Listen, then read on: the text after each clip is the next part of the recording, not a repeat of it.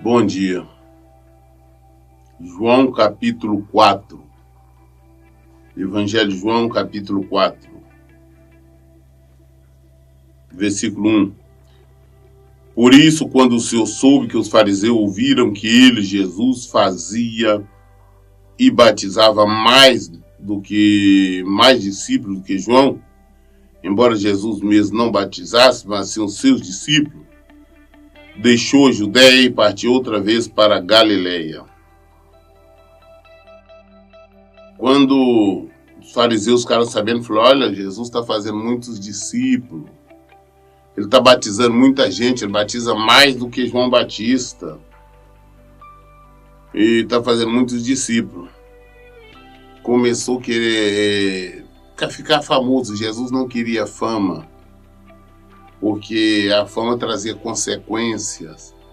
O povo queria levantar, o coroar como rei de Israel, rei físico. Ele é rei dos reis, não rei físico de Israel, de Judá, o que quer que seja. Aí, quando ficou sabendo disso, ele resolveu então ir novamente para Galileia. E apesar quando eles ouviram que Jesus batizava, mas Jesus mesmo não batizava. As pessoas que batizavam eram os discípulos dele, ele mandava os discípulos batizar. Ele se dedicava ao ensino, à pregação do evangelho. Mas deixou a Judéia e partiu para a Galileia. Entretanto, era-lhe necessário atravessar por Samaria. Para onde ele estava ali, para ele ir para Galileia, saindo ali da Judéia, ele tinha que passar por Samaria. Nós conhecemos essa Samaria, porque Samaria pertencia a Israel, desde a época que era dividida Reino do Norte e Reino do Sul, ou seja, Judá e Israel. Essa divisão aconteceu desde a época do neto de Davi, né, o filho de Salomão, Roboão. Desde essa época que houve essa divisão. Jeroboão, na época, ficou reinando sobre Israel e Roboão sobre Judá. E Samaria pertencia a Israel. Então, desde tempo houve essa divisão. Houve, inclusive, muito embate, muitas guerras entre Judá e Israel. E eles já não se davam mais. Não tinham relações amistosas, Judá e Israel. Então, samaritano, às vezes as pessoas na Bíblia olham e falam assim de uma forma até depreciativa, mas é simplesmente porque era considerado adversário. Em Samaria houve muito pecado. Em Samaria Jeroboão tinha feito um bezerro de ouro para que o povo ficasse adorando e assim não tivesse que ir a Jerusalém ao templo adorar, porque ele tinha medo do povo ir ajudar a Jerusalém a adorar no templo, adorar a Deus, e acabar se debandeando, né, para o lado do reino de Roboão. Então ele criou bezerros, né, colocou em algumas cidades e o povo ficava adorando o bezerro, falando: esse é o seu Deus, tirou vocês do Egito. Então, desde essa época, então, não existia amizade. Mas Jesus, para ir para Galileia, saindo da Judéia, tinha que passar ali por Samaria. Assim chegou uma cidade de Samaria, chamada Sicar, perto das terras que Jacó dera a seu filho José. Havia ali a fonte de Jacó. Jesus, todavia, cansado da viagem, sentou-se à beira do poço. Isso aconteceu por volta da hora sexta. Hora sexta aproximadamente seria o meio-dia. Jesus, então, passou no meio de Samaria, uma cidade de Sicar, que pertencia a Samaria. Ali tinha um poço desde a época que Jacó, o patriarca Jacó, tinha feito, né? A Sicar uma terra, uma região, né? Seria propriedade da época que Jacó tinha dado de herança para seu filho José. Então Jesus, cansado, ele parou, sentou-lhe à beira daquele poço. Aí vocês falam, mas Jesus cansou? Sim, Jesus estava como homem. Jesus veio como homem, como ser humano. Ele veio na carne, na fraqueza da nossa carne, igual a nós, para que pudesse vencer. Jesus venceu como sendo qualquer um de nós. Ele se desproviu dos seus poderes, ele veio como homem. Ah, mas ele operava inúmeros milagres. Os milagres que ele operava, ele mesmo disse, nós podemos operar, inclusive operar maiores do que aquele. Porque ele foi para o Pai. Jesus estava como ser humano, como homem, como carne.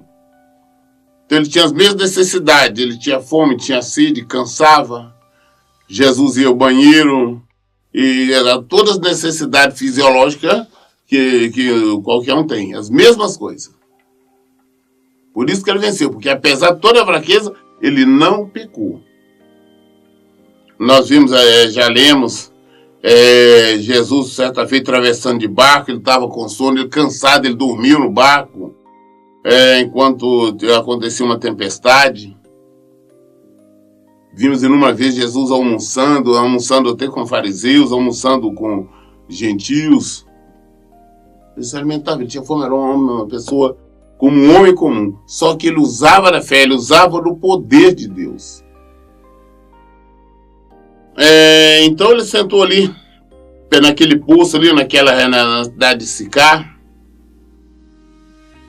naquele poço que tinha sido furado, né, na época feito por Jacó, né, sendo empregado, ali que deu para José. Isso era mais ou menos meio-dia, hora sexta. Nisso, uma mulher de Samaria veio tirar água. Pediu-lhe Jesus, dá-me um pouco de água para beber. Dali veio uma mulher samaritana da cidade, veio buscar água, tirar água do poço. Aí Jesus a viu e falou, não, me dá um pouco de água para eu beber. Pois o seu discípulo havia ido à cidade comprar alimentos. Então lhe respondeu a mulher de Samaria, como sendo tu judeu, pedes de beber a mim, uma mulher samaritana? Pois os judeus não se relacionam bem com o samaritano. Jesus respondeu a ela, se conhecesse o dom de Deus, e quem é o que te pede, dá-me de beber, tu lhe pedirias e ele te daria água viva. A mulher se estranhou, assustou, mas vem cá, nós somos judeus não falavam com o samaritano. Falei, mas vem cá, como é que você é judeu, você me pede água, eu sendo uma mulher samaritana? Deus falou, não, se você conhecesse o dom de Deus, né, se você conhecesse quem é o Senhor, conhecesse quem eu sou, quem é que está falando com você, se você conhecesse, soubesse quem eu sou, você me pediria água viva e eu te daria. Foi isso que Jesus fez. Olha, se você soubesse quem eu sou, você me pediria água viva e eu te daria.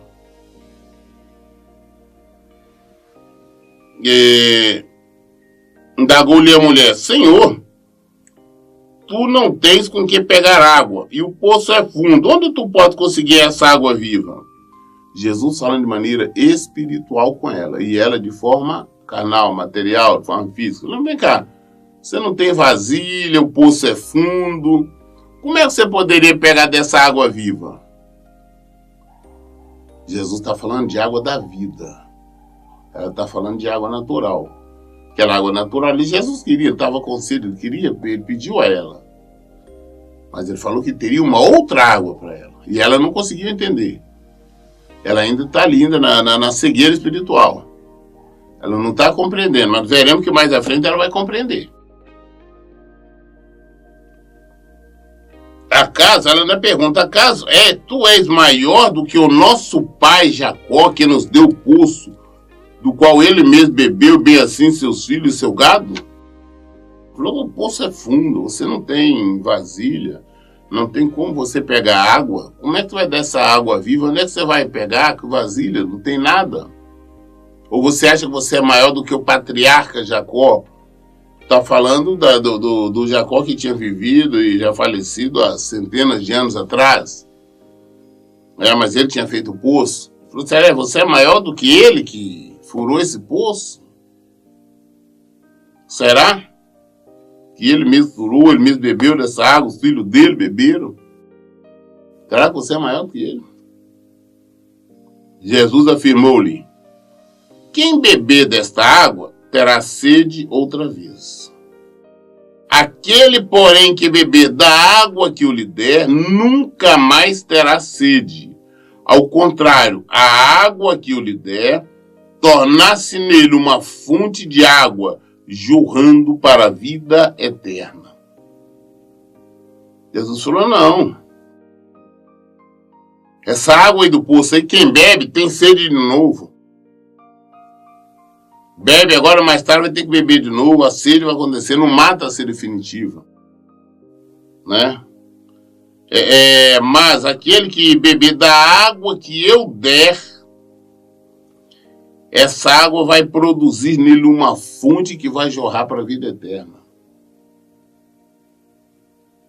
Essa água natural você bebe dá sede. Bebe, a sede volta novamente. Simplesmente é temporário. Você fica sem sede, acabou de beber, você está sem sede. Mas logo você tem que voltar a beber para matar a sede novamente. Agora o que eu te der, não. É para a vida eterna. Conduz você à vida eterna, joga uma fonte para a vida eterna. Jesus explicando ela de forma clara, mas falando espiritualmente. Falando de vida eterna. E ela falando coisas físicas. Mas ela começa a entender que agora ela diz assim, a mulher lhe pediu, Senhor, dá-me dessa água para que eu não tenha mais sede, nem preciso voltar aqui para tirar água. Falou, não, Senhor, então me dá dessa água aí, para que eu não tenha que vir buscar água mais aqui, para que eu não tenha sede, tenho que estar vindo buscar água. Ela ainda não compreendeu ainda exatamente o que Jesus está falando sobre ela, está falando de vida eterna. E ela está querendo colocar, falou, não, então me dá essa água, com essa água eu não vou ter mais sede e eu não vou precisar vir aqui mais.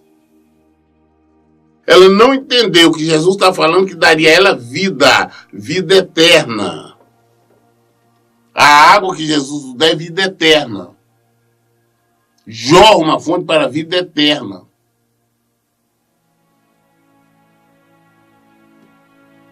E ela querendo natural. Falou, não, trata, porque eu não quero ter que ficar vindo buscar água aqui todo dia. Eu não quero ter mais sede.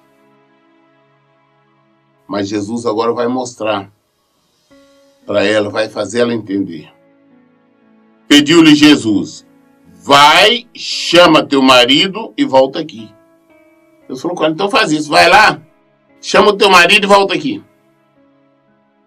Confessou-lhe a mulher, não tenho marido. Falou, vai lá, chama o teu marido e volta. Então aqui. Aí ela falou, não, mas eu não tenho marido. Replicou-lhe Jesus, respondeste acertadamente, ao dizer que não tens marido, pois 5 tiveste. E esse homem com quem tu agora vive não é teu marido. Quanto a isto falaste a verdade. Falou, não. Quando ela falou, Jesus falou, vai lá, chama teu marido. Ela falou, não teu marido. Jesus falou, aí você falou a verdade. Porque você já teve 5 homens. Você falou com o marido, mas não era seu marido. E está agora vivendo com o 6º, que também não é seu marido. Ou seja, está mostrando para ela o pecado dela. Está mostrando para ela a fornicação. Está mostrando para ela o terra. Falou, não. Já teve 5 homens, está vivendo agora com o 6º, que também não é o seu marido. Ele não é seu marido. Você respondeu bem. Mas Jesus mostrou para ela Ele sabia de tudo. Jesus sempre soube de tudo. Ele conhece todas as coisas. Eu não. Você falou certo, você não tem marido mesmo. Você vive com um agora, mas ele não é teu marido. Você vê que ela vai se assustar agora. Reconheceu a mulher: Senhor, eu percebo que tu és profeta. Nossos pais adoravam sobre este monte, mas vós, judeus, dizeis que Jerusalém é o lugar que se deve adorar. Falou: veja que você é profeta. Falou sobre dela. Ela não contou para Jesus que ela tinha 5 homens no passado, já estava com 6º, que também não era marido dela nem nada. Falou: não, você é um profeta. Você é um profeta. Agora me diz uma coisa, os judeus falam que o lugar certo de adorar é lá em Jerusalém, no templo, e não aqui. Como eu disse antes, desde a época em que Roboão dividiu, colocou lá um bezerro lá para eles ficarem adorando, todo mundo sempre falou que o lugar correto para adorar é ir no templo.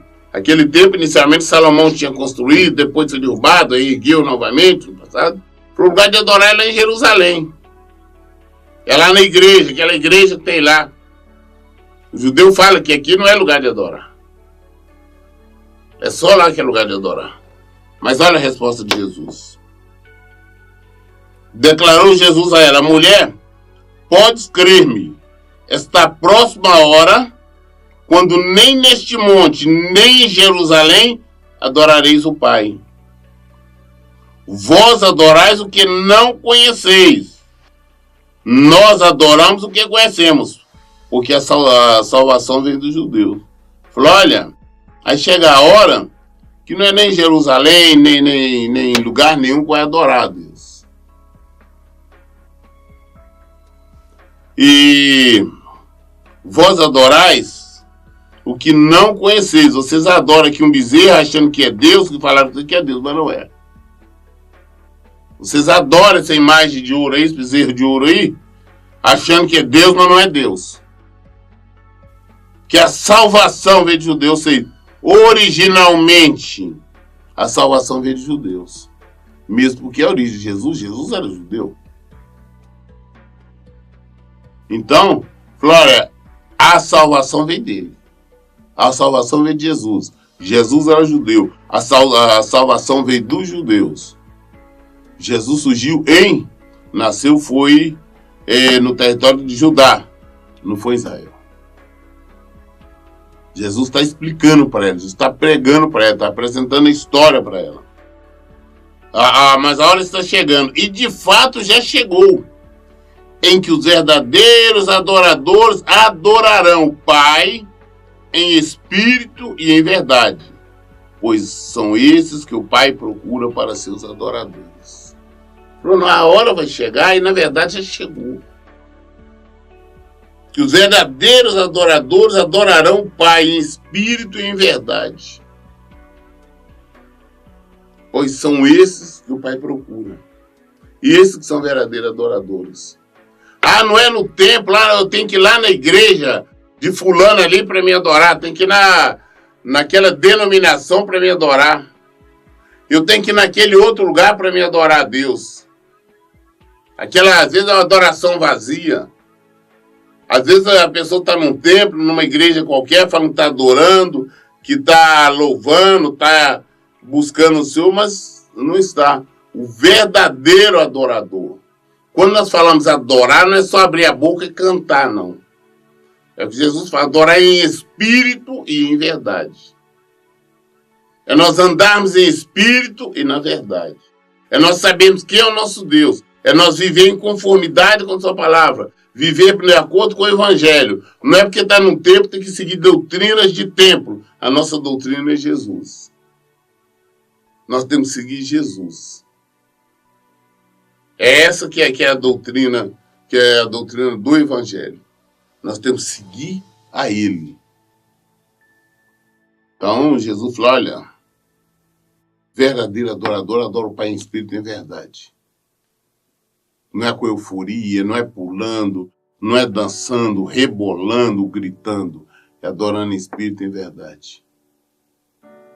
Ah, pastor, eu não estou podendo, não estou conseguindo ir nos templos, eu estou na minha casa, que eu estou orando, estou buscando o Senhor. Você não está errado. Busque em espírito e em verdade.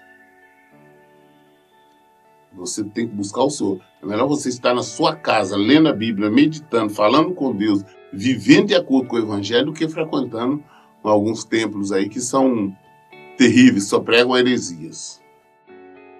O verdadeiro adorador adora em espírito e em verdade. Deus é espírito e é necessário que os seus adoradores o adorem em espírito e em verdade. Deus é espírito e é necessário que adorem em espírito e em verdade. Não com essas coisas de euforia, essas coisas que acontecem. O tempo todo nós estamos adorando Ele. O nosso viver, o nosso falar, o nosso agir, tudo. A mulher disse a Jesus: eu sei que o Messias, chamado Cristo, está para vir. Quando ele vier, ele nos esclarecerá sobre tudo. Assegurou-lhe Jesus: eu que te falo sou o Messias. Ela falou: olha, eu sei que o Messias está para vir, e quando o Messias vir, ele vai esclarecer tudo. Jesus falou: não, eu sou o Messias. Jesus revelou-se para ela. Eu sou esperado, aguardado, eu sou filho de Deus. Eu sou o Messias, eu que estou falando com você. Quero ver falar que estava, não, quando o Messias chegar vai acontecer isso. Não, eu sou o Messias. Jesus se revela a ela. Neste ponto, chegaram os seus discípulos e se admiraram que estivesse conversando com uma mulher. Todavia, ninguém lhe perguntou o que quer saber ou por que falas com ela. O discípulo tinha ido buscar comprar comida e chega, aí quando volta se assusta, porque não está entendendo nada, vendo Jesus conversar com uma mulher, principalmente samaritana, mesmo porque naquela época, da maneira lá, não era até desonroso um homem chegar para conversar com uma mulher, principalmente se ela samaritana. Eles ficaram ali sem entender, sem compreender que está acontecendo, é algo normal. Jesus não faz isso, nunca tinha feito. A mulher que quer saber, mas eles não perguntaram nada a Jesus. Não perguntaram o que ele queria, porque fala com ela, nada disso. A mulher então deixou o seu cântaro, foi à cidade e disse aos homens: vinde e vede um homem que me disse tudo quanto tenho feito. Não seria este o Cristo? Então a mulher, ela veio buscar água no poço, ela nem mais preocupou com a água, deixou a vasilha ali, o cântaro, e saiu correndo e foi na cidade. Falou: olha, encontrei um homem lá, rapaz, aquele homem é profeta, ele falou tudo que eu tenho vivido. Ele revelou as coisas que ninguém sabia. Será que esse não é o Messias? Será que esse não é o Cristo? Olha a euforia dessa mulher. O que acontece é que aí o povo, desta maneira, quando ela falou, então o povo o acompanha. Saíram, pois, da cidade e foram para onde Jesus estava. Enquanto isso, os discípulos insistiam com ele: mestre, come. Mas ele lhes disse: tenho alimento para comer que vós não conheceis. A mulher foi lá, falou com o povo. Interessante que a Bíblia não fala o nome desta mulher. Nós não sabemos o nome dessa mulher. Sabemos que é uma mulher de Samaria, dali da cidade de Sicar, mas não sabemos. Ela vai e fala com o povo, está voltando. Enquanto isso, os discípulos tinham chegado, tinham trazido comida, tinham comprado. Fala com Jesus: mestre, come. Tem comida aí? Falou: não, eu tenho uma comida, né? Eu tenho um alimento para comer que vós não conheceis. Eu tenho um alimento que eu tenho que comer, mas vós não sabeis o que é. Então os discípulos disseram uns aos outros: será que alguém lhe teria trazido algo para comer? Explicou-lhe Jesus: a minha comida consiste em fazer a vontade daquele que me enviou a consumar a sua obra. E Jesus falou: não. Eu tenho um alimento para comer que vocês não conhecem. Você não vem cá, será que alguém trouxe comida para ele? Por quê? A minha alimentação, a minha comida é fazer a vontade daquele que me enviou. Ou seja, a minha prioridade, o meu alimento é obedecer a Deus, é obedecer ao Pai. Jesus foi obediente, por isso ele foi vencedor. Jesus foi obediente até a morte de cruz. Por isso ele foi vencedor. Essa aqui é a questão. Não dizeis vós, ainda há 4 meses até a colheita? Eu, porém, vos afirmo, erguei os olhos e vede os campos, pois já estão brancos para a colheita. Aquele que ceifa recebe o seu salário e colhe o fruto para a vida eterna. E assim se alegram juntos o semeador e o ceifeiro. Dessa forma é verdadeiro ditado, um semeia e o outro colhe. Eu os enviei para ceifar o que não plantaste, outro realizar o cultivo, e vós usufruíste do labor deles. Jesus está explicando para eles que a função dele é pregar o evangelho, é trazer as pessoas à presença do Senhor, fazer o que eles estavam fazendo. E nós vamos ver a grande colheita que Jesus fez num território que seria considerado inimigo dos judeus. Nós vamos ver que Jesus pregou e várias pessoas se convertem a Jesus. Se convertem ao Senhor. Se convertem a Deus. Jesus falou, meu alimento consiste nisso. É pregar o evangelho do reino. Esse é o meu alimento. Essa é a minha prioridade. Olha o campo, já está na hora de pregar o evangelho. Está na hora dessas pessoas ser salvas. Está na hora de conhecer o Senhor. Está na hora. Está na hora de vocês fazerem isso. Não está preocupado com comida. É isso que Jesus está dizendo. Muitos samaritanos daquela cidade creram nele, em virtude da palavra daquela mulher que testemunhara. Ele me disse tudo o que tens feito. Em virtude do que ele pregou para a mulher, que a mulher contou, muitas pessoas samaritanas se converteram.